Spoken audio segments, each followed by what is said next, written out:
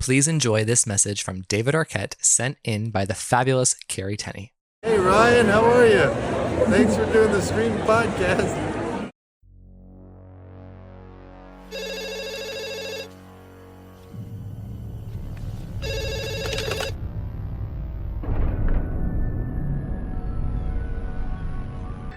Like scary movies? Uh-huh.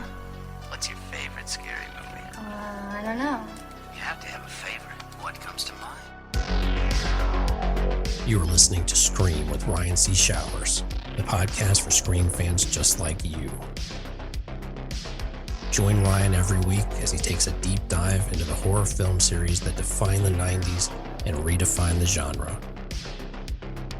Scream with Ryan C. Showers is your source for scene and quote analysis, character dissections, and the latest news about upcoming installments of the Scary Movie franchise. I hear you like horror movies, Curly, but do you like them as much as him? Hello, everybody, and welcome to Scream with Ryan C. Showers. I'm your host, Ryan C. Showers. Thank you for joining me for today's episode. I couldn't be more grateful for everybody out there who listens to the show, who supports my podcast here, listening every episode, or on social media on Instagram, Facebook, or Twitter. If you would like to become a member of the podcast, come to the group Zooms, be on the show on a one-on-one or small group setting, consider joining the Patreon with Scream with Ryan C. Showers. In addition to the benefits of coming on the podcast, you can also join our social media groups, in particular on Instagram. That's the main hub of the podcast. I also do a monthly audio commentary of a Scream movie or a Scream-related film. From now through April, we are going to be having a new Scream movie audio commentary. So if you would like to hear my thoughts in an audio commentary form in the style of Wes Craven, Marion Maddalena, et al. Of the original trilogy, please consider subscribing and supporting the show. Thank you to every single person out there who subscribes on Patreon. So I need to thank TJ Jones, who does all of the graphic design work for the podcast, and Ashley Summers, who helps me produce the show every week. In addition, I need to thank everybody over at Patreon, including the Stab Investors and Daddy Ghostfaces. The Daddy/Mama Ghostfaces, they include Carrie Tenney, Corey Wilson, Andrew Dominguez, and Brett Janovich. I also need to thank all of my Stab investors. They include Mark Harim, Josh Carr, Allie, Tamika Jones, Christian Ranke, David D., Gustavo Mora, Jess Mariano, Joey Nabrini, aka The Vault, John Cardney, Josh Camillari, Scream Queens Podcast, both Josh and Justine, Kevin Abner, Mark Vieira, PW05, aka Philip Douglas, Roy Garza from the Hoodie Talks podcast, Ryan Not Dying Young, Sam Levy, and Stevie Shears. Hello, everybody, and welcome to Scream with Ryan C. Showers. I'm your host, Ryan C. Showers. Thank you for joining me. We are going to be discussing Scream 7 from a Sidney-focused perspective today with Josh and Justine from the Scream Queens podcast. So that's very fun. That's the main topic. Before that, though, I have this thought experiment about Scream 5 and the trio and their screen time that I want to put forth for everyone to think about. Also, I just want to give everyone the warning, coming on Wednesday, it's kind of a big episode. It's going to be my coverage of the Scream 8 news about the new writers and who we most want to direct, who we think will direct, the possibilities, like what's to come. I'm going to be joined by my friend Anthony for that, so that will be a really good discussion. In addition, I'm going to be revealing my new updated official ranking of the Scream films. And recently, Hayden Panettiere has expressed interest that she wants to be Kirby again. She wants to play the role of Kirby Reed, hypothetically in Scream 8, and she told everybody out there to tell Spyglass and Paramount that we want her to come back. So Spyglass, if you're listening, we want her back. So Scream 5. And the trio and the screen time. Here's my idea. So I actually rewatched Scream 5 this past week because I had this idea about like the trio in Scream 5 and I wanted to kind of investigate their screen time a little bit. So I had this thought, okay, because we have 3 legacy people, right? As opposed to say Jamie Lee Curtis in Halloween, she's just 1. So 3 versus 1. Because we have 3 of them, Scream 5, in the way that it approached the requel, kind of had to split the time of the legacy among 3 different actors, 3 different characters. And, for Spyglass and for Paramount, sure, that made sense because you could pay each of them less if they were going to be screenless. If you count like the legacy as like a single character or a single unit or a single arc, and I have heard from people who kind of say like that trio, they're kind of just they're almost like just 25% of Scream 7. And then the 75% rest is the new teens, the Carpenters, whatever.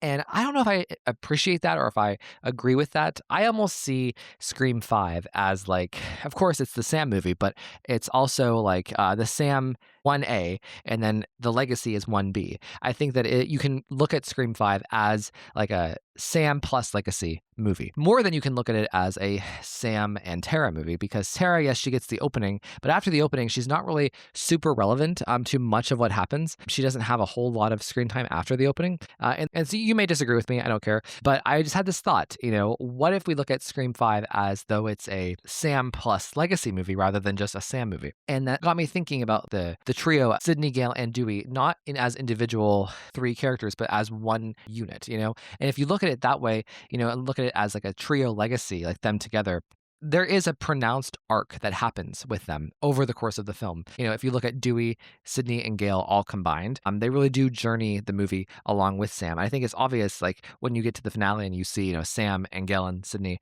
standing with her over Richie's body, like that this is a story about them. So anyways, so I had this thought because like when you, separate Dewey and Gale and Sidney, it shrinks them all and it shrinks all of their importance. But when you look at the trio as a combined unit in 5, I think it more accurately represents what Scream 5 is doing in the story that it's telling. So I had the idea of like capturing the screen time as though Sidney, Gale, and Dewey were all the same character. So I'll just run through what the screen times are for Scream 5 for the characters that I'm kind of discussing. So the actual screen time here is Melissa Barrera has 36 minutes and 8 seconds. Okay. So that's the baseline. It's not an overwhelming screen time. It's very much like a Sidney in Scream 2, Scream 3. It's not like, one of her highest, but it's not one of her lowest. So it's very middling, okay? So then Jenna Ortega has 22 minutes and 35 seconds. And then Jack Quaid has 20 minutes and 50 seconds. And then after that, you get the block of the trio. And they are all about 12 minutes. Neve is 12 minutes and 32 seconds. David is 12 minutes and 17 seconds. And Courtney is technically 11 minutes and 31 seconds. So I don't know how that's possible. I feel like she's just in it more than the other two. But so there you go. Those are like the 6 highest screen times of Scream 5. And when you look at the trio, like you can't just like add all 3 of those together because, Sidney and Gale share many scenes there where they're both in the same frame, Gale and Dewey also. So you can't like double count their screen time. So I had the idea of watching it for them and as though like they were all the same person. And when I did that, here's the result that I got.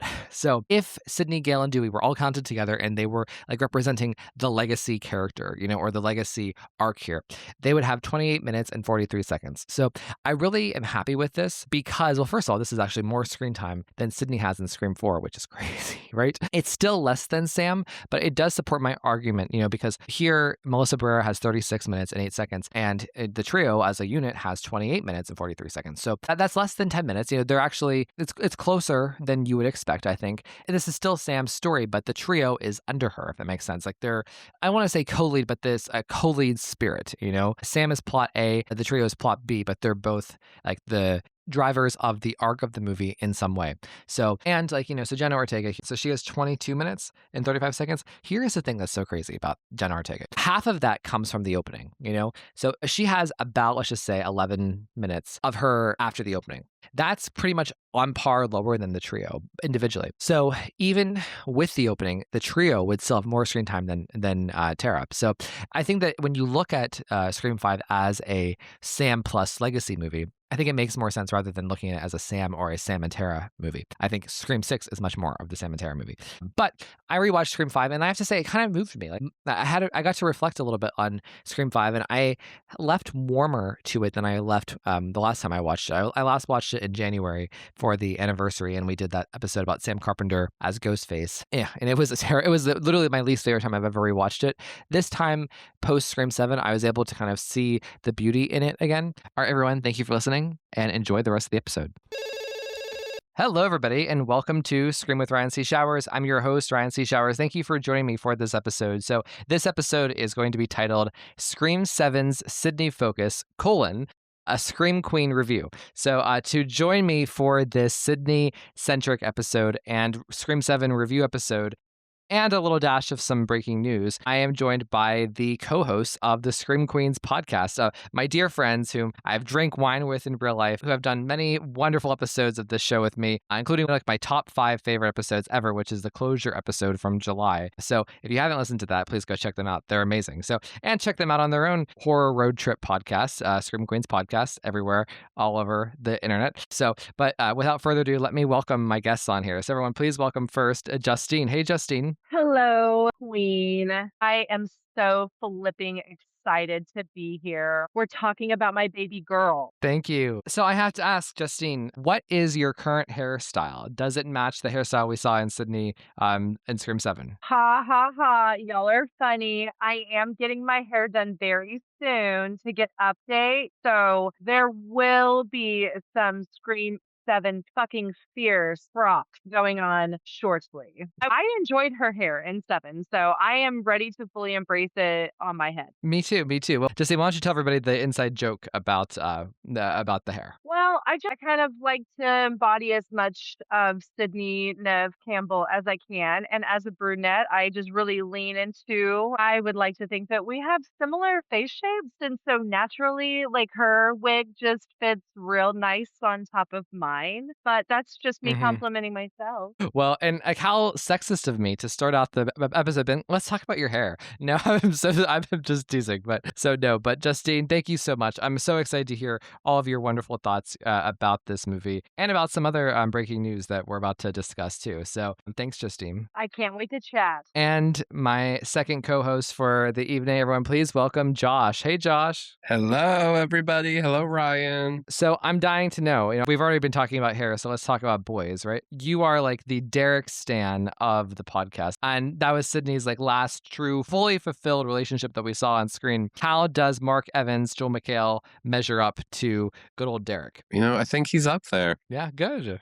He's funny. He's handsome. He's tall. Love a tall guy. Yeah, he checks off a lot of boxes. He's a protector. He's an equal. They have funny banter. I love their interactions, like they seem like a real lived-in couple in the movie, and I like that. And I always love seeing Sidney happy in these movies. And one of the last times we really, truly, I think, got a genuine smile out of her was Scream 2 when Derek, sings that song, and which I know a lot of people think is like the cringiest moment in the Scream series, but I love that moment because of that, because he makes Sidney happy. Well, I'm glad. And Justine, do you have any early thoughts here about Joel McHale and Mark Evans, Sidney's husband? I absolutely adored him. I thought that their pairing it felt very comfortable. They bounced off each other. You could tell that they kind of fiercely loved and wanted to protect what they built together, because we do see Sidney in a different kind of closed off manner for some parts of the movie, that like you can tell that he might have been somebody that was able to chisel his way in when she might have closed herself off due to what happened with, Scream 4. Right. No, I think that's very apt and very true about like the psychology there. Well, I didn't mean for that detour of like diving right into Mark Evans. So before we give our formal review of Scream 7 with my two fabulous Scream Queens here, I want to go over some news. So we are sitting here actually on the last day of March. So it's been like a full month since the three of us got to see Scream 7 for the first time. So it's nice to do this review and to talk about the Sidney focus of Scream 7 after we've had a month to process it, right? And as we are sitting here, the movie has crossed 200 million. It's coming on VOD streaming today. I've actually already watched the bonus features. It's very exciting. We've gotten a lot of like Scream news today, including the fact that we have new writers for Scream 8. So it is a sister duo, Lila and Nora Zuckerman. They are actually WGA winning writers. So they are going to be writing the screenplay for Scream 8. And that's all we know so far. And they were previously attached to the Buffy reboot that is sadly not moving forward. So I can't tell you how much I would have loved for that, just to have that link between my two franchises, but it is what it is. So the Josh and Justine here are the very first people I'm talking to about the writer's announcement.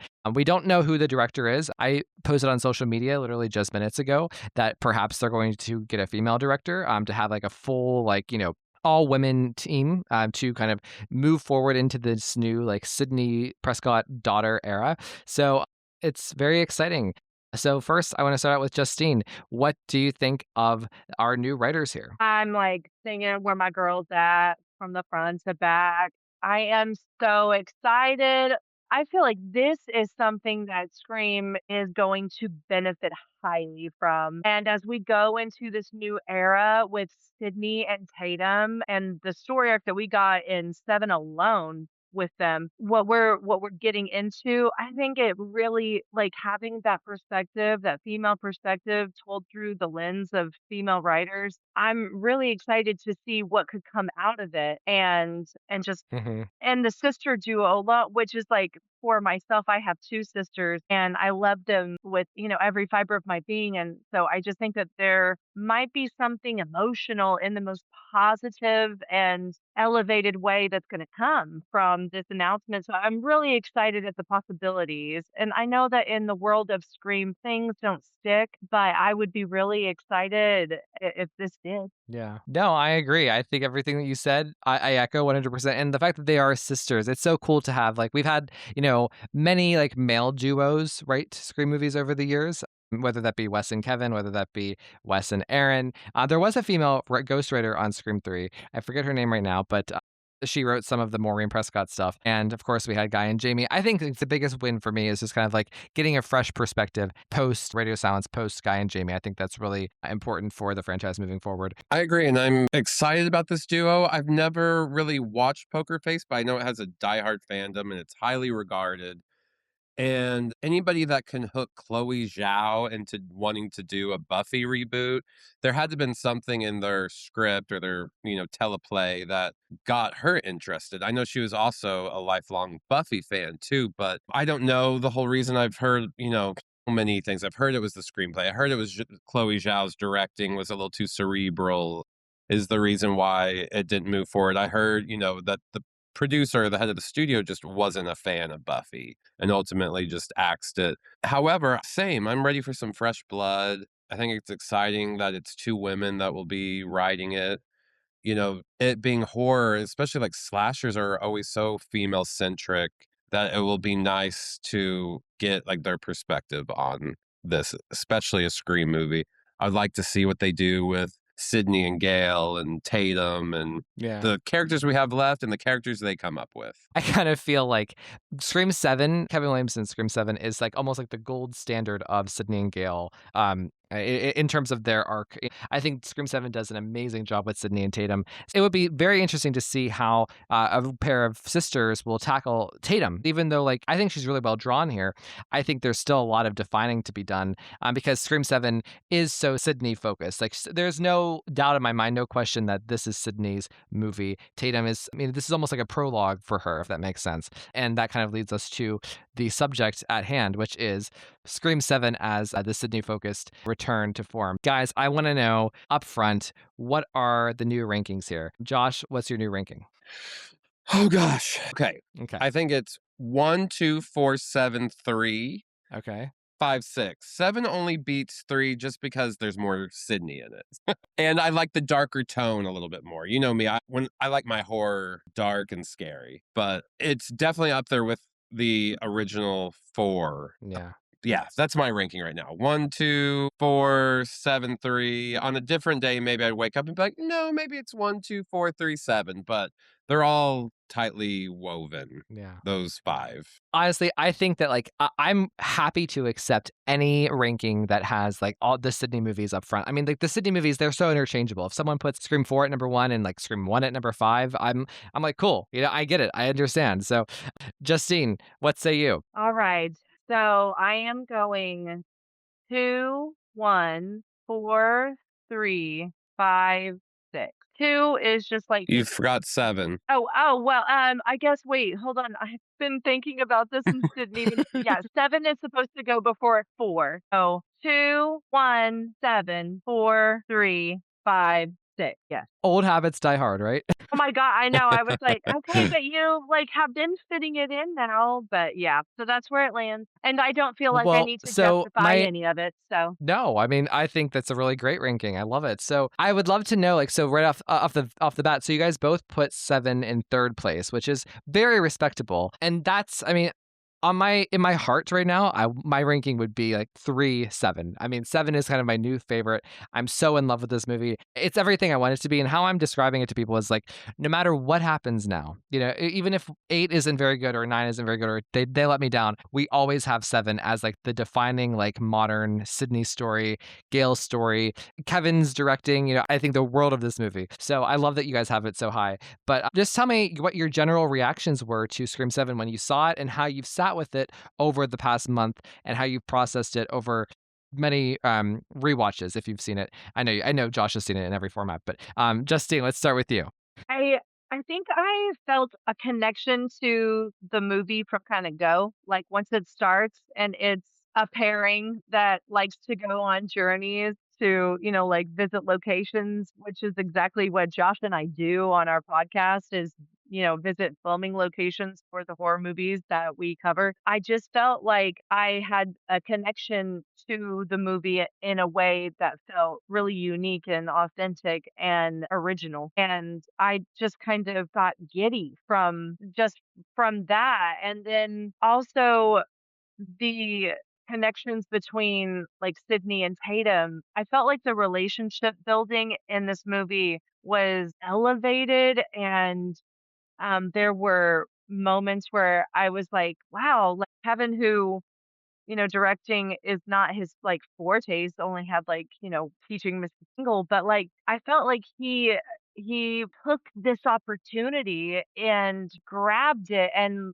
grabbed things on the screen that were new to us as screen viewers. And he's an oldie, but yeah, he was like, I still want to open up a new world in this. And even though there was a lot of harkening back to old characters and nods to, former like jackets and I loved all of the unspoken like little eggs that happened. I felt like there was so much that was mentioned about like New York, but I did love all of the little Easter eggs that we got in the movie that were just kind of nods to former things. I'm trying to think of just like what I loved a lot of the character like McKenna Grace. Like she was fantastic and I thought Timothy Simons who played the theater teacher, he was, like, cracking my ass up. Like, it was reminding me of, like, the best parts of Scream movies again, and then it was also doing something to me inside that was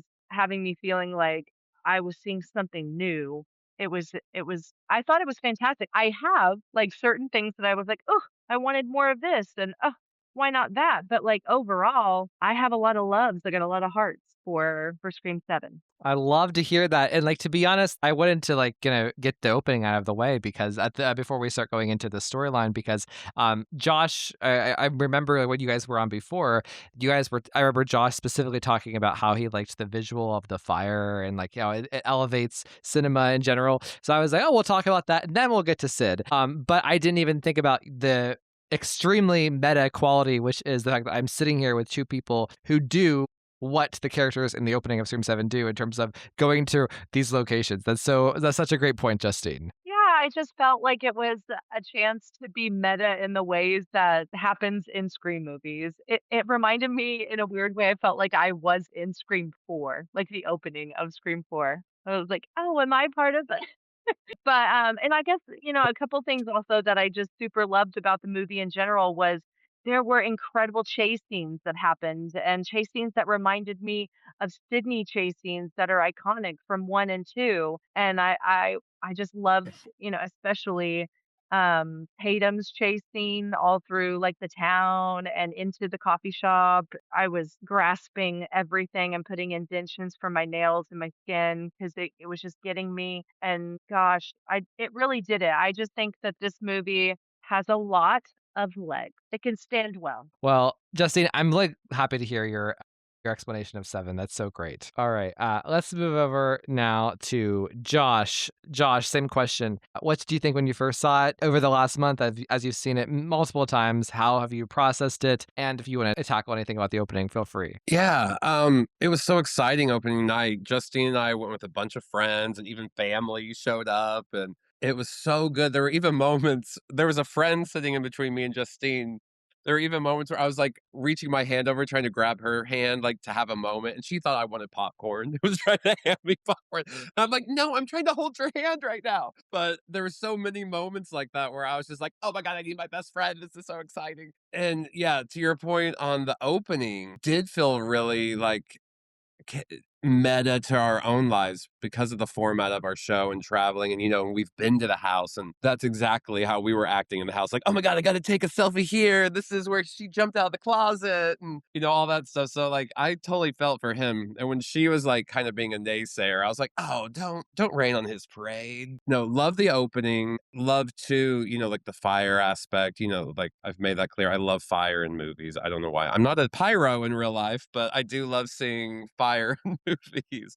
And even too, like the callback to when he lights her on fire, and she had said earlier, like that would be the worst way to go. It's just like so many layers to that where it also kind of makes you sad. So you're like, no, this is the one way she didn't want to go, Thought it was really exciting. Loved the Gale and Sidney dynamic. Loved her and Mark Evans. Loved the incorporation of all the teenagers. It felt really authentic and kind of harkening back to like Scream 1 and even Scream 4. And five. Five, I think some of the teenagers, Mikey Madison is great in Scream 5. I thought originally I felt the ending fell a little flat, but on rewatches, the movie gets better every time I rewatch it. Yeah. And that ending becomes a little bit more fun because it is a almost scary notion that it could just be anybody. It could be a nobody. It could be someone who doesn't have ties to the original. They don't have to be like, I was your mother's long lost, or I was the cousin who's mad at you, or I am, whatever the case may be. I love that it was just like a nobody neighbor who was kind of obsessed with her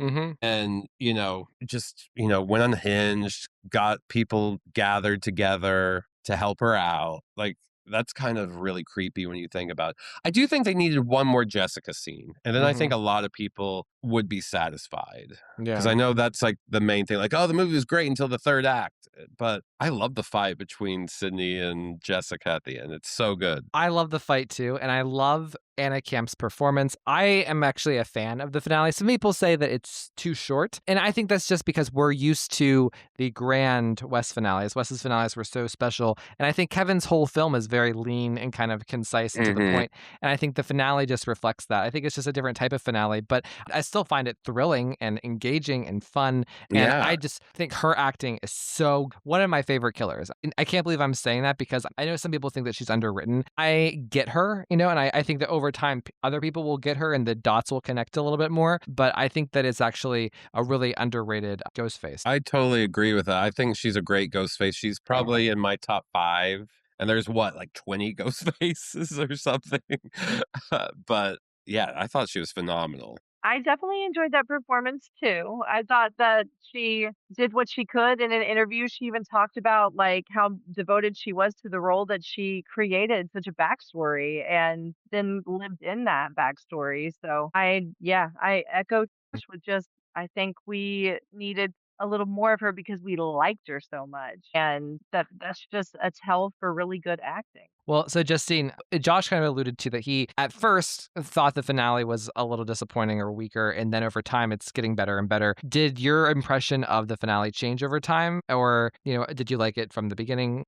I think my main deal with the finale was really just kind of everybody shitting on it. I thought it was pretty damn good. Like, I Yeah. thought it showed real ingenuity and there were a lot of players in it. We had like a lot of survivors that were helping each other out. It reminded me of 4 in the hospital and in the hospital room where they're kind of helping each other out. And those like last moments we had clear, because of like Gale and Sidney. Like I just think like those are those nods that I think Kevin does a really good job of without saying anything. It's like we can just like call back to like, oh my God, this is in a way, it's like a subtle reminder of something that's happened before. And the finale, I love the idea that and we see it every day, this derangement with people who think that the parasocial relationship that we have, we're entitled to like a person. And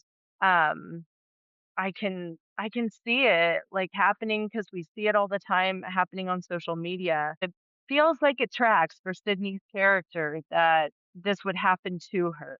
That she doesn't just Hmm. like get to come out of darkness and live her life, that there's somebody who wants to leech onto that and wants to rest all of their happiness on how Sydney got out of her funk and hang all their hats on that. And so I think that the finale, like I said, it's got a lot of legs in general, the movie, and I don't think that there's a problem with the reason why somebody becomes a ghost face killer. Right. And I think that you're absolutely right in terms of like drawing on like the entitlement, the expectation of that people have when they're a fan of somebody, or the parasocial aspect to who Jessica is versus who Sydney is.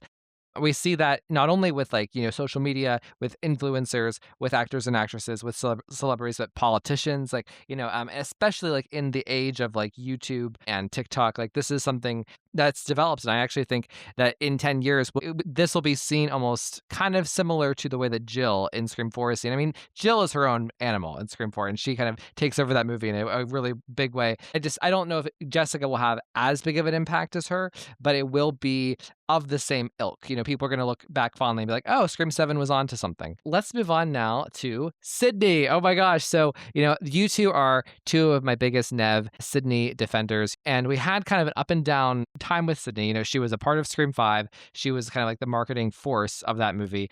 She didn't have such a big role. Scream 6 happened. She wasn't in the film because of a pay dispute. She sat that one out, came back, a huge triumph with Scream 7. She's the center piece of the movie. And in my opinion, not only, I know that this is Kevin's baby, and it so is on every artistic level, but I do think that Neve is like so present here. This is as much of Neve's like artistic statement as it is Kevin's in a way. And I'm just curious, so how do we think Scream 7 did as a Sydney focused story?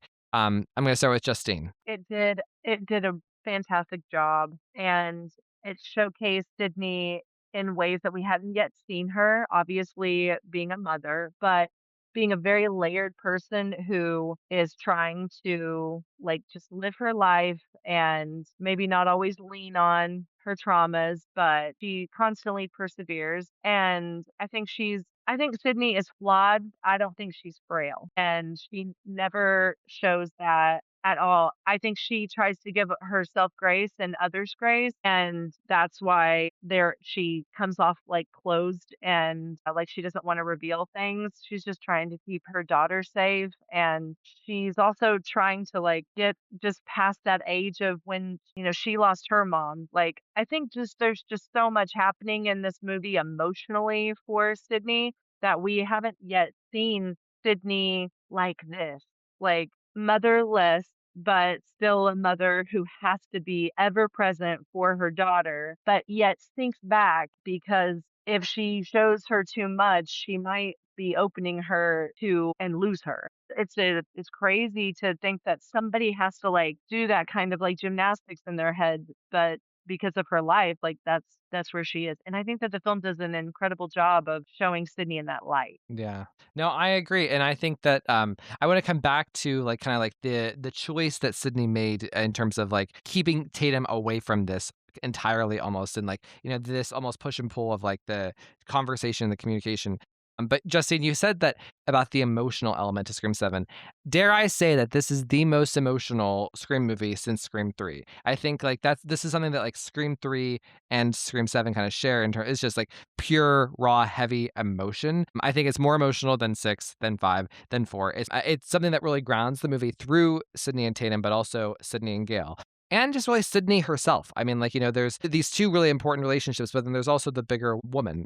Justine, any response before we go over to Josh? Yeah, I think it's a masterclass in the telling of a complex woman. And Hmm. I also think it's a really fantastic movie of just telling a lot of different women's stories.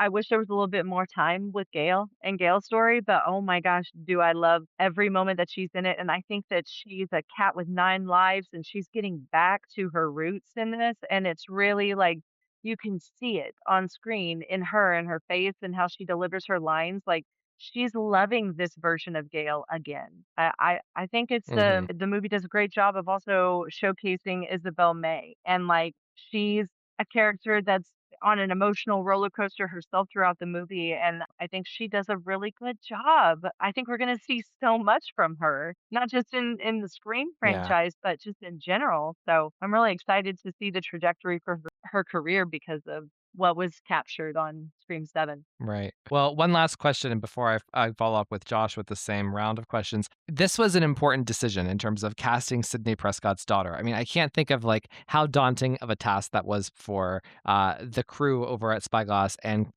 Kevin and Neve specifically. Are you satisfied with the choice of Isabel as Sidney Prescott's daughter?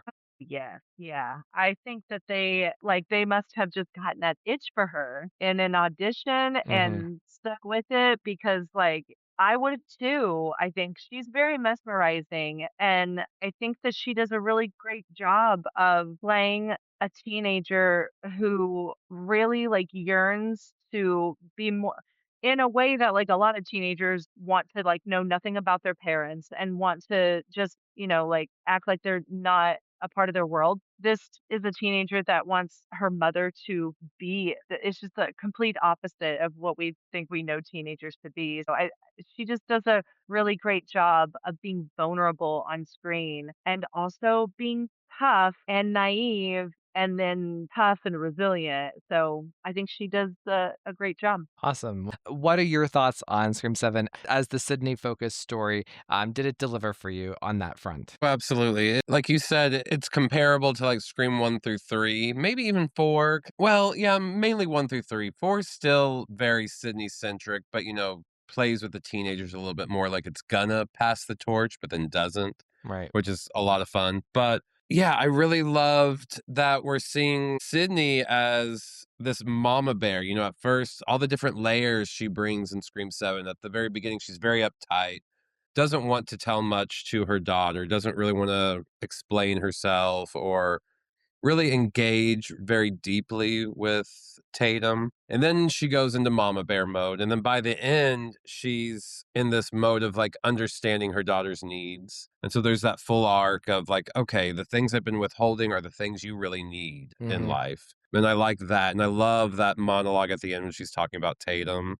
So good. I think Nev's acting in this one is up there with like any of her work in independent films, things she's been allotted for like in the past, to like her best performances in the Scream films. I think she was, yeah, amazing. And I love that, Sydney's the blueprint for like, modern survival storytelling, like, you have Jamie Lee, but I almost feel like Sydney, there's almost nobody better than the character of Sydney. There isn't. And, her arc is always, it's growth. It's not just survival. She's always growing and learning something as well. And she didn't just survive a horror movie, she evolved past it without it letting it define her. She's always a little bit more nuanced every movie. Hmm. I mean, 5 didn't give her a lot to play with, but I loved like just how badass she was in 5. But then they go back now, we're getting to know her personal life with this movie. And so we're getting even more depth. And yeah, I loved all that. Well, so one thing that I have picked up on as I've rewatched it is like, how do we reckon like the Sydney of like 3, 4, and 5, where she becomes a different version of a fighter in each one? And by Scream 5, there's almost like a level of apathy, right? She's telling the killer, I'm bored.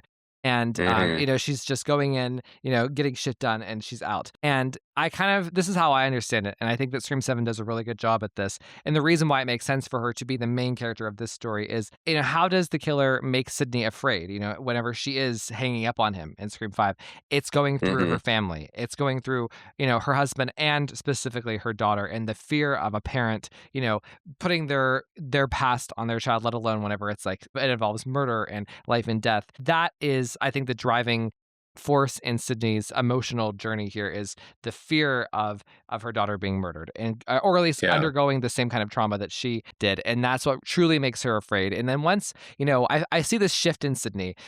We see her at her most emotional at the coffee shop at the end when she gets the call from the killer, and we hear Roger's voice come back after an hour of Matthew Lillard, and it's just so frightening, you know? And it's the most upset I think Sidney has been on screen since the police station in Scream 3 when she answers that call. And then that's like the lowest that Sidney is in terms of being the most afraid. And then in the finale, after Tatum is out of the chair, out of the duct tape, safe, you know, and Jessica's in the garage, that's when we see Sidney go back to being the Scream 4 Sidney, the Scream 5 Sidney of being like, please, you know, I got this. We're going to have dinner after this, you know? Josh, any follow up? No, I agree. It's like you get a sense that Sydney's like, I can handle myself. But when it comes to my kids, there's a question about that. That is going to make me emotional. That is going to make me, what's the word I'm looking for? Not timid, but it's going to make me a little bit more unsure. And, you know, yeah, you see her be emotional, but like you said, as soon as Tatum's out of the way, she's back to her fierce mode. I love that fight with Jessica. I know this might be an not that obscure reference, but she has her Game of Thrones moment where Arya in Game of Thrones lets go of the knife and grabs it and just starts stabbing her. And that's what that moment when she grabs the knife with the other hand, I was like, oh, this is good little Game of Thrones reference. But yeah, I just loved how badass she was. Awesome. Well, Justine, do you have anything you'd like to add? I do think that there's a measure in Sydney that's really unique just to her on the screen. And like Josh, like you were talking about, there's like kind of just like there's no final girl like Sydney. And I think it might be that she um just has an a balance about her. Like she's never truly unhinged. There's something that always reins her in. She can remind herself, like, either, like, yeah, just to be safe, I have to remain a certain level of calm, but, you know, we see her kind of at her most rattled, and it as it should be when your child when their life is at stake, and even in that, there's just, like I said, a measure about Sydney that she knows that, like, her greatest strength is that she can, to some degree, remain calm in ways that I think mean why we have her for 7 movies, because she never really loses her grip. No, I love that. I think that's a really great way of saying it and kind of like describing why she is like the ultimate and why like this character in particular, like you could compare her against Laurie Strode and be like, you know, everything that you said, like the continuity of that is really what makes Sydney like, you know, stand out. Josh, Justine referenced Isabel May, and I just would love to get your opinion. What did you think of the choice of Isabel May as Sydney's daughter for the casting? I thought she was fantastic. I thought there was like an aura about her that was very Sydney-esque, even though it's like blonde brunette. Maybe I would have liked a brunette, but I'm just teasing. I thought she was perfect. Like she had that sensibility of like a Sydney, even down to like her cadence and the tone of her voice. There was just something about her that I was like, okay, this is very believable as Sydney's daughter. Right. Sydney and Mark's daughter, because you know Yeah. Mark proves himself too in parts. Like I know he does get attacked and fucked up a little bit, but like he's a badass himself in a lot of ways in this movie. And so she was very believable as like the product. No, I agree. So I want to ask you guys, as my Sydney kind of like, you know, stands experts here. Somebody, one of the Patreons, there were like a handful of people who saw Scream 7 on the Wednesday before it came out Thursday. And the first person, his name is Andy. He wrote to me and just was telling me his initial thoughts. And he described that they show Sydney as the most flawed that she's ever been, which I thought was a very interesting way to describe her. And after seeing the movie, I get it, and I'm just curious to know, like, you know, what are your thoughts here? Were you surprised by this choice? And I guess I'm talking about the choice to be kind of shut down as it pertains to Tatum. Did you expect that this was going to be kind of the driving force of the movie, where Tatum is asking questions and Sydney is just not giving them? She doesn't want to talk about it. Are you surprised or happy? I'm not so happy that this was the choice that the writers gave Sydney in terms of how she raised her daughter. I'm going to start with Justine. Well, I mean, this is the Sydney who says, "I'm fine," you know? Like, Yeah. she we to a sense, I think, no, maybe I did expect her to be very reserved. Maybe there's moments where, for instance, when Tatum is in the jacket, and I think that that is a raw and really beautifully done scene that shows that Sydney is never going to be perfect.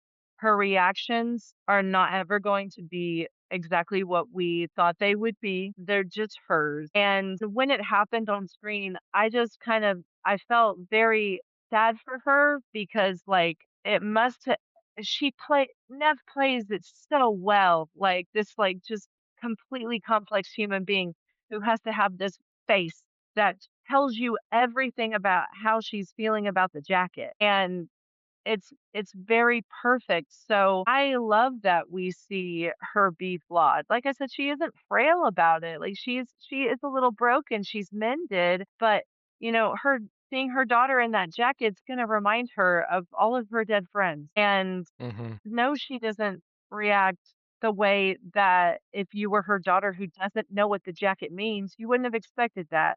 But does she react like I do sometimes when I got better shit to do than to deal with this? Yeah.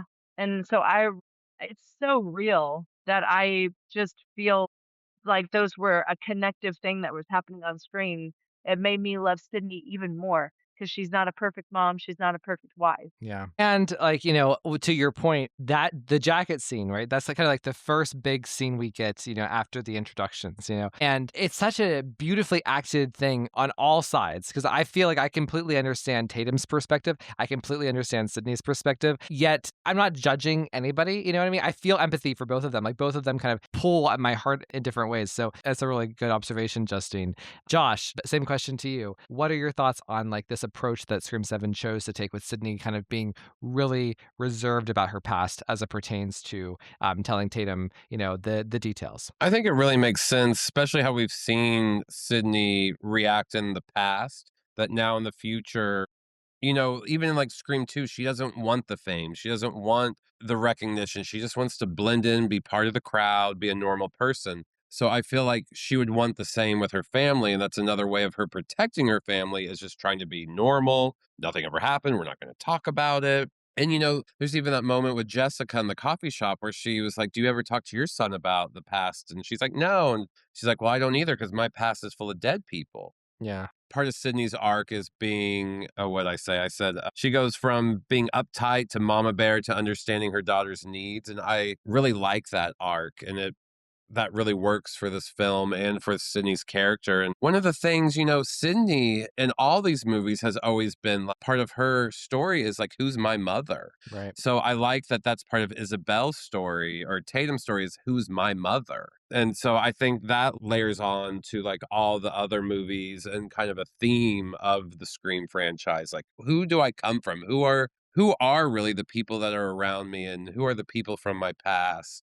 What do they really mean to me? And, what was their history in the past? And so I really like that. Well, and also going off of what you just said, right? Sydney she has those exact questions in Screams 1, 2, and 3. It's all she dwells about, specifically in 1 and 3. She's just constantly talking about these ideas of who her mother was and trying to justify them, and whether she's talking to Kincaid or Billy or her dad or Tatum. She's just constantly asking these questions because she can't ask her mother. So isn't it interesting now that Sydney, can be the mother to answer the questions, she's having such a hard time doing so, Yeah. and it's so wrapped up in the history of Maureen Prescott that this whole like now Sydney is in the shoes of Maureen in a way. I wish that the film made that point explicitly, even though it's here in the subtext and we can, analyze it for sure. But no, that's awesome. Awesome sauce. But so I kind of want to switch gears here and talk about Sidney and Gale, because I think as a Sidney and Gale fan of them as a duo, I can't believe this movie exists where,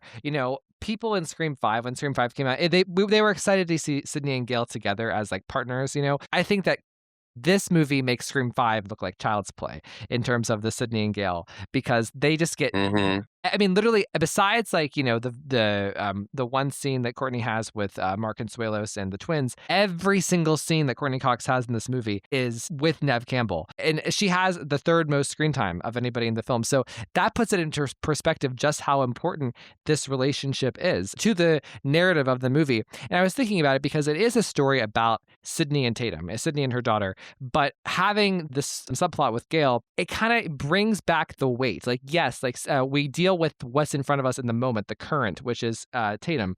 But having Gale there and them talking about their complex but enduring relationship, as Sidney puts it, it really gives Sidney the weight of somebody who has gone through 7 films, right? So, and the reason I want to start with Josh here, because you were kind of worried going into Scream 7 after we got the clip of the interview that they would be regressing. So what are your thoughts on Sidney and Gale? And did Scream 7 calm your fears? Yes, absolutely. I will say I love their energy in 5 and maybe wish they kind of teamed up in this one. But I do like the writing of this. How Sydney just wanted to protect Gale. Like she could have involved Gale in that last scene. Like, come on, Gale, we gotta go.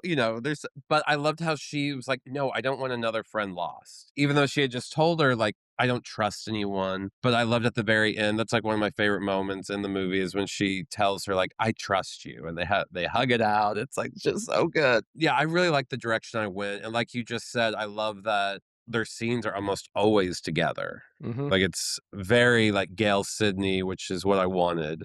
I like them as a friendship. I like how their friendship is almost like officially consummated in this one, you know? It's like they're real friends now, you know? Hmm.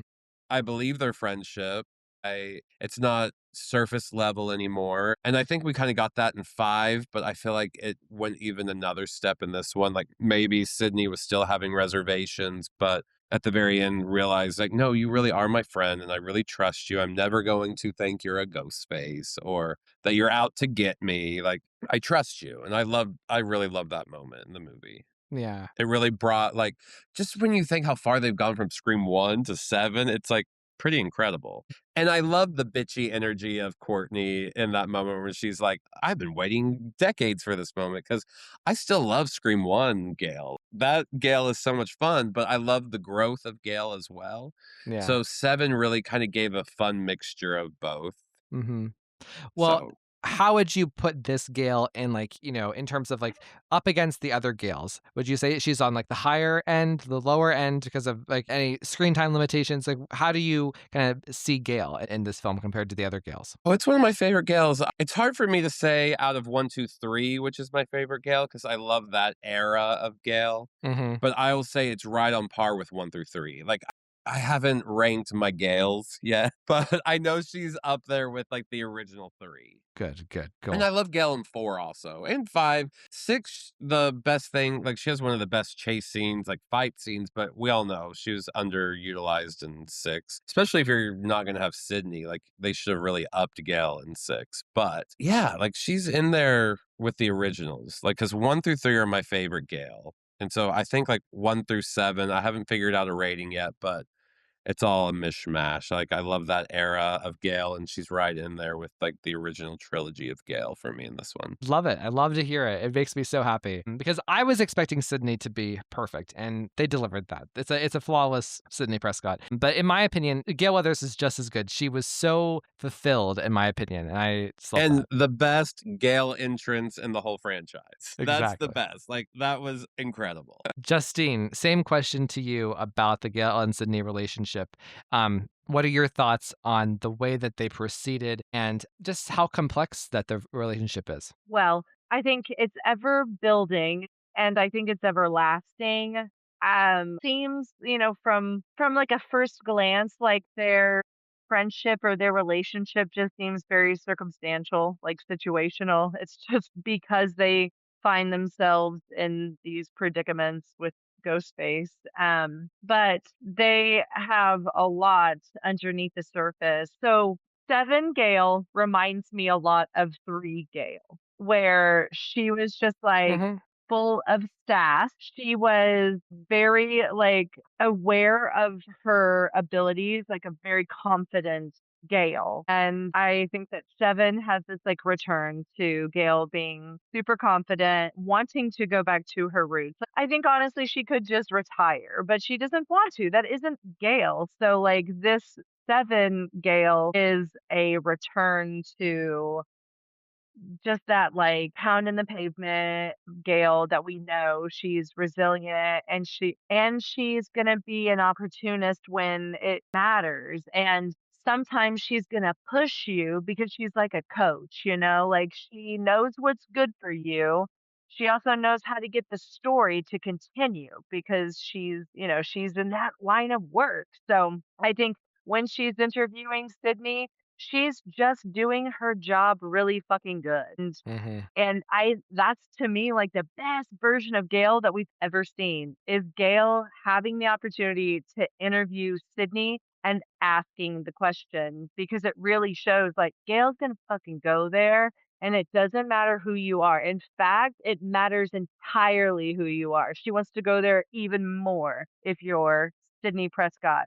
Why? Because she thinks asking these questions could really solve something and end something. She's been through it all too. So she's just really educated and I think even in 7, I could have used more Gale time. And I fall in love Hmm. more and more with Gale in every movie and it makes me like just fall in love with her whole character in all the movies. Like 7, I was just like, "Oh my god, I want to watch 3 because 3 to me is like a Gale movie." So I've watched 3 this month like 4 times because to me that's like the best version of Gale. I love 4 when she's talking about lemon squares, but 3 is just like fucking eat shit, like I am Gale Weathers. So sorry I've said the F word a lot lately, but it's the time and place when you're talking about Courtney. And Gail Weathers, yeah, it's her famous word is fucks. But so, one thing I want to ask you guys, I'm gonna throw it to Justine first, and then we'll go to Josh, is the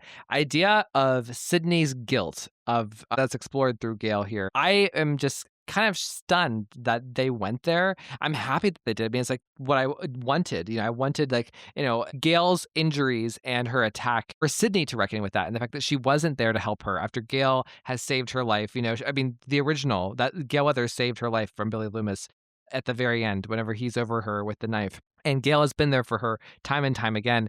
And the one time that Gail was in peril in that way, Sydney wasn't there for her. And Sydney really gets to see it, because of the nerve damage, both like at her house with Gail, also in the TV studio. My number one favorite moment from Scream 7 is Sydney watching Gail in the TV station, rubbing her shoulder and like taking her pills. That is such a poignant moment, a moment that they could have easily cut from the film. And it is by far like the most stunning, 10 seconds, I think, of Scream 7. Justine, what are your thoughts here on Sydney's guilt? Yeah, the watching it happen on screen, like watching Neve emote out and show us that Sydney is reconciling her choices to, take care of her family and make sure that her family was safe, that she might not have been there for her other family. And also that like had Gail not saved her, she never would have had the privilege to have this family. I think again, it shows that like Sydney isn't perfect and she's not going to always make the calls that we might have made, but I can certainly understand why she, how it's written, why she didn't return. But I think the greater testament in all of it is that Gail's still there. Like Gail is still like, like I got fucked up for you, like, but I'm still here and I'm still going to ask you those questions because I'm tired of this shit too. And I'm done losing people too. And I just think that they are the yin and yang to each other. And then they can kind of foster feelings in each other and that no other person on the screen gets to do. They get to have the privilege to do with each other. That's a great way of putting it. Josh, same question. Sydney's guilt and the Gail stuff. I thought it was a really clever way of bringing 6 into the story and including Neve or Sydney into it with, showing her guilt as a way of showing her involvement in 6 in a way. Like, I chose to set this one out, even with the killer reveal. There's parts where Jessica's pissed that she wasn't, in New York. But I also love that it's like a recognition. Sydney's recognizing all of Gail's sacrifices in the previous movies. Like Gail's come in clutch and like Scream 1 and, other entries is 5 has really saved Sydney's life. But one thing I found really interesting, I almost feel like it was a way of bringing an aspect of Dewey into part 7. Usually it's Dewey that's in the new movie with the scars and with, an ailment or something. And so I really liked that in this one, it was Gale who is her trauma is carrying over to the next movie and physical trauma is carried over into the next movie. And I thought that was to me like a way of recognizing her connection with Dewey, because Dewey was always the one. Scream 1 and 2 kept getting hurt, and there was always some way, they would kind of bring that into the next movie, and I kind of like that. Like, maybe I'm reading too much into it, but I really like that idea of like, she got really wounded in 6, and they're bringing that into the next movie, No, like they that's would with Dewey.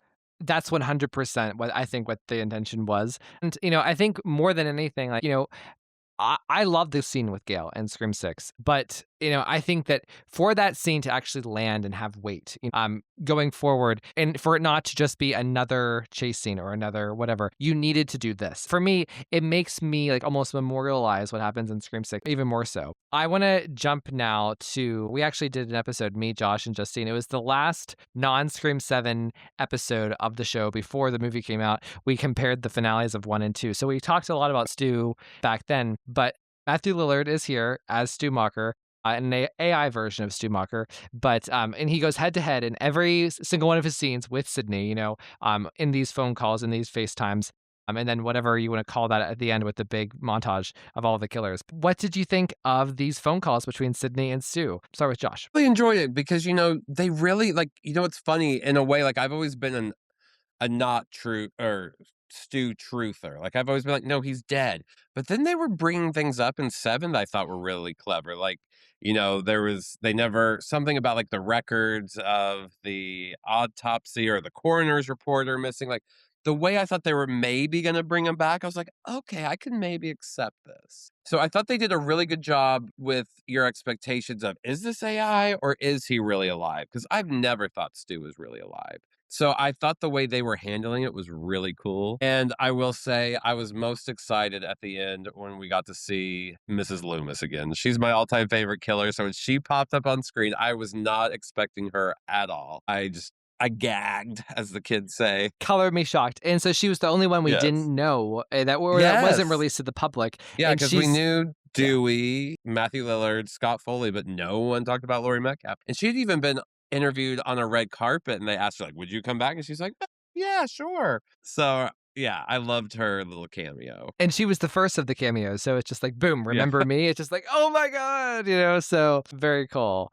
Justine, same question. What did you think of the Stu of it all and these head-to-head phone calls between Sidney and Stu? Oh my gosh. Okay, I loved going down memory lane. I do think that they did a phenomenal job. If you're the ghost face, if you're the voice behind Stu, I feel like they did such a good job of playing Stu, speaking Mm-hmm. from Stu's voice, like how he would be playful, how he would deliver lines, how he would egg on Sydney. I thought that like that was uncanny. And that's why in the audience, I'm asking like, is this really fucking happening? Are we about to get Stu back? Because it just felt like, why are they playing this so extremely authentically like it's Stu Macher unless it's really about to be Stu Macher. So I thought that Yeah. that was like a huge clap to them because it had me guessing where I would have been on the team of like, no, Stu Macher died in that house, and that's just what happened. And we're not going to bring back old dead killers. We only have new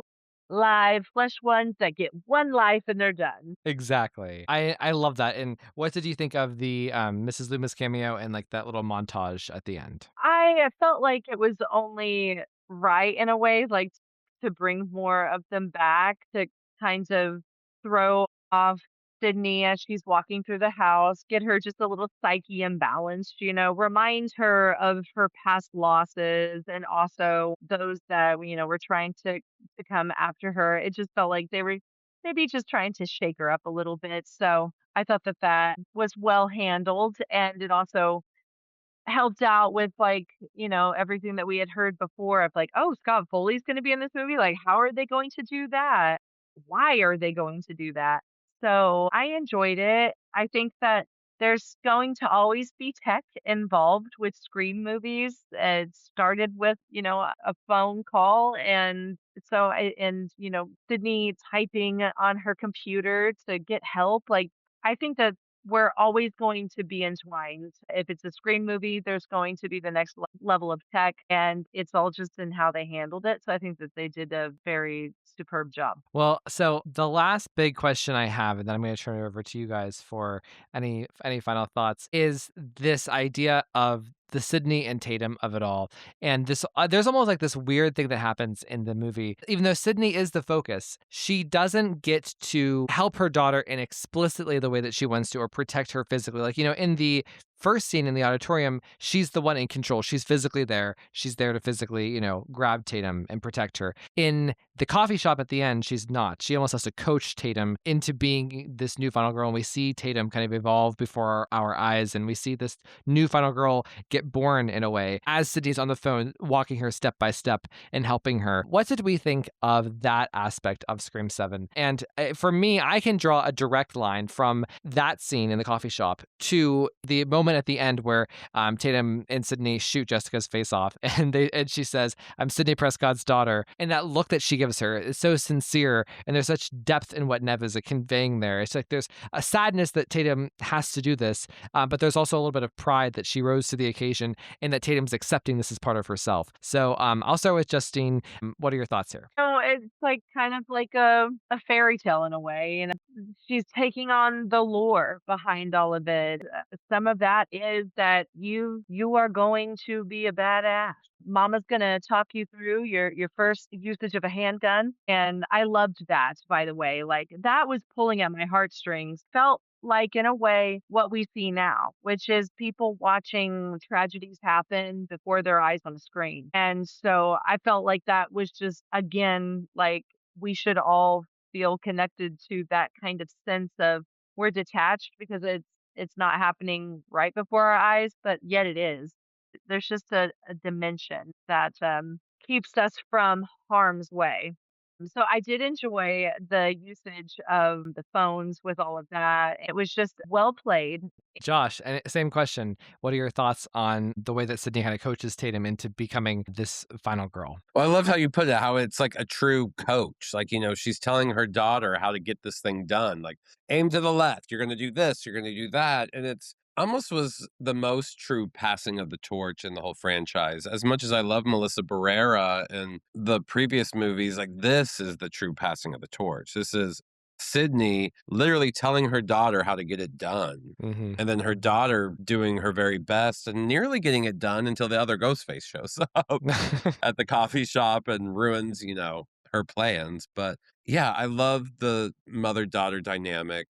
I loved how this mother-daughter dynamic was handled way more than I loved the newer Halloween franchise movies where Laurie's just like this crazy shrew whose daughter doesn't like her really at all. Yeah. And I like those Halloween movies, don't get me wrong. Anyways, but I felt like this was a true passing of the torch to like a new final girl. I Mhm. hope we see Sydney and I hope we get a lot of Sydney in 8, but I also don't mind it being more of a Tatum Evans centric movie Yeah. because of how this one was handled. Well, and I just don't think that, one, just from a business point of view, I think that Gary Barber and Spyglass and Paramount see, wow, look how much of an asset Neve Campbell is to this, to the Scream franchise. She is the main Yep. draw here after 7. I mean, she literally did, I would say, 90% of the marketing by herself. Mm-hmm. So there's that, Yeah. and we had the biggest opening. But then also, because it's Sydney's daughter and like the mother-daughter aspect, there's no way to ever just cut Sydney off or even put her in a box, like even like the way that like 5 did, or he cut her off like 6 did. She's always going to be relevant. So it's kind of brilliant. I think that it's kind of having your cake and eating it too. It's having this new great character, but also no matter what, Sydney is not going anywhere, and they can adjust her role for however much Neve wants to be involved. I mean, I want it to be Tatum focused too. I want to meet Tatum and know her, on her own, but I also want Sydney to have her place, so. And like you said, there's power in those numbers. They brought Neve back and it's the highest grossing of all the franchise. I even hope it means better things for, Neve personally, like further roles she can get. People be like, oh, she can open a movie again. Neve Campbell can open a movie. And, like I know she's doing what Black Doves with Keira Knightley and Ben Winshaw. That's kind of exciting. That's very, stellar cast. And I just hope we keep getting more like incredible Neve casting announcements. And I watched the Lincoln Lawyer season 4 in the week of like before Scream 7. That was what I did like to pass the time to keep myself busy. And she was phenomenal. I think it's the best she's ever done. And it's still ranking high as like, I think just a week or two ago, I read it's still the #1 streaming show on any streaming platform. It even beat like Bridgerton, the new Yeah. seasons, things like that. So I'm like, okay, like she's in Scream, which broke records, Lincoln Lawyer, which is breaking records. Like, give this gal some recognition. Yeah. Justine, anything you want to weigh in here about what we've discussed about Neve or any final thoughts that you have? I'm just really excited to update my hairdo so that I can once again be aligned with my lady love. I wish nothing but the absolute best for Neve, and I hope that 2026 and 2027 just see her sailing all 5 stars. I want to live in a world where there's Neve Campbell getting nominations. If she can do what she has done right now, then these studios need to be looking at her. She is an icon, and they haven't even touched the surface of her skills yet. Just watch out, world. And I gotta say, there was a time in the late '90s where she was doing that, and people like Robert Altman were clinging on to her. I need that to happen again. I need people to be like, "Oh, she's great. She can bring in the numbers. Hey, Martin Scorsese, let's bring in Neve Campbell." Like just like someone to take a chance on her again because she can do it and she can open a movie. And I just think people need to tap into her potential. Yeah. The best thing that Scream 7 does is it really taps into everything Neve, all of her skills and like the growth of skills that she's had from Scream 1 to here playing this character, but also everything that she's built up as an artist in her other projects. And I don't mean to sound like just like a basic bitch, okay? But, I just feel whatever I like that the weekend of Scream 7, I just felt like, wow, this just feels so natural. Having Sidney as the main character and having Neve just drive this thing, it just feels like I'm at home. And I know that sounds like very generic, very cheesy, very like something like someone could predict that I would say this, but I say this with the intention of being deeper. Like it was a real feeling I had in my body where there was like this sense of peace and calm, like, ooh, everything feels completely right. Like this is the movie that I really, really wanted and I got it. And it just feels like, effortless. It feels so easy to see a Sidney story. And so I hope this isn't the last time that Sidney's the main character. I hope that like, with, especially with 9, if they kind of start to wrap up, down there, I think that Sidney should have a big, big part. I just felt like, wow, this is nice. Josh? I just wish the box office numbers and the audience scores matched the critic scores. That was the only bummer over the weekend was it was doing so well. I loved it. All my friends that went and saw it, we all loved it. And then to like get online and see some of like the critical stuff, but we all know the underlying reason for all that. So other than that, it's been nothing but like elation this last month. Just so happy with how it turned out. And that's something that you and I talked about on air was the fear about the critics. And I kind of knew that they would do this or a form of this. I never expected this. I never expected 30% on Rotten Tomatoes. I don't believe that you can look at me straight in the face and say that, the sequence of McKenna Grace's death and the sequence that's the house where they're in the walls and like, the Sidney and Gale relationship, the Sidney and Tatum relationship, all of that's 30% on Rotten Tomatoes. That's bullshit. And, it's extremely unfair, but it speaks for like the audience rating too, like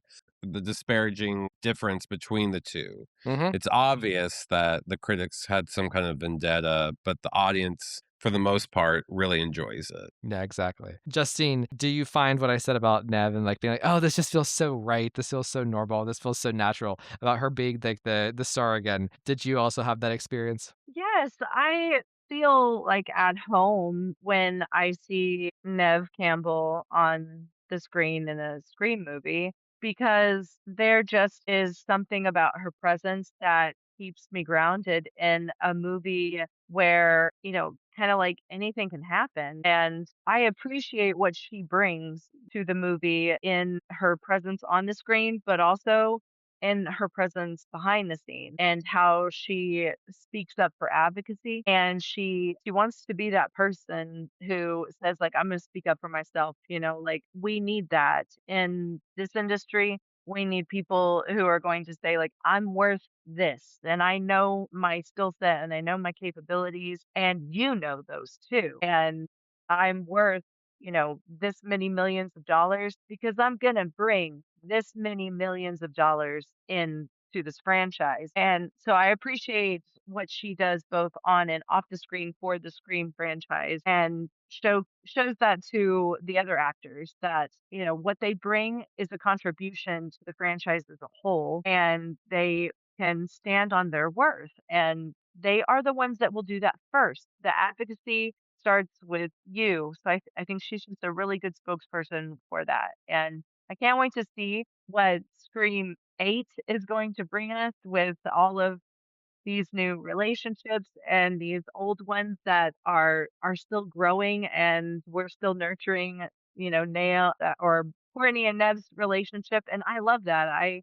just can't wait to see what maybe two female writers can do for all of these fierce fucking females that are in Scream. And what a beautiful way to bring us back to the beginning and form a nice loop here. So, guys, this was a really nice discussion. Thank you for discussing the Sidney focus of Scream 7 with me, and the successes of this movie and of Neve Campbell, and just the optimistic future we have after this movie. I love this. I just want to capture this moment, remember it, So, guys, where can we find the Scream Queens podcast online? Justine? We're on all of those fancy platforms. We're also on YouTube. You can see our faces and watch our reactions on our YouTube channel. But go to our Instagram, check us out, follow us. We're kind of funny. Josh is more funny than me. I'm just there for the ride. We're just two fun-loving gals that want to take you on a joyride. And I must say, Ryan, so there's Josh, but if there's another person that I look forward to talking to about anything Scream, it's you, baby. Love you.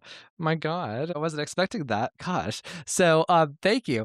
We talked even just this episode about the epilogue and like the scene that Sidney has with Gale, and then again with Tatum, and they have the big speech about Tatum Riley. The three of us did an episode with my friend Ashley on the closure of Sidney and Gale in the first couple of films. So to kind of wrap up season 5 in June, I'd like to do a sequel to that episode and kind of like do the closure of Scream 7, because there's so much to discuss with both of their relationships. So I think that is like, I want to do that. And we started that series of like the battle of the finales, like 1 and 2. I want to do 3 and 4. So that may be a little bit down the road, but that's what I would like to have you guys on for. So I hope that you guys say yes. Of course. Awesome. Well, thank you guys. And Josh, thank you for coming as well. Anything else you want to plug along with what Justine said? No, just you can find our podcast, Scream Queens Horror Road Trip Podcast, anywhere you listen to podcasts. We travel and discuss a movie that correlates with our travels every month. So come check us out. Awesome.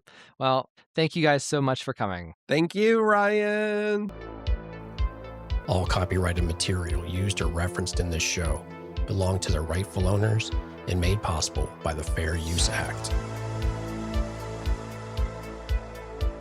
And number 3, never, ever, ever, under any circumstances say, I'll be right back. Because you won't be back. Get another beer, you want one? Yeah, sure. I'll be right back!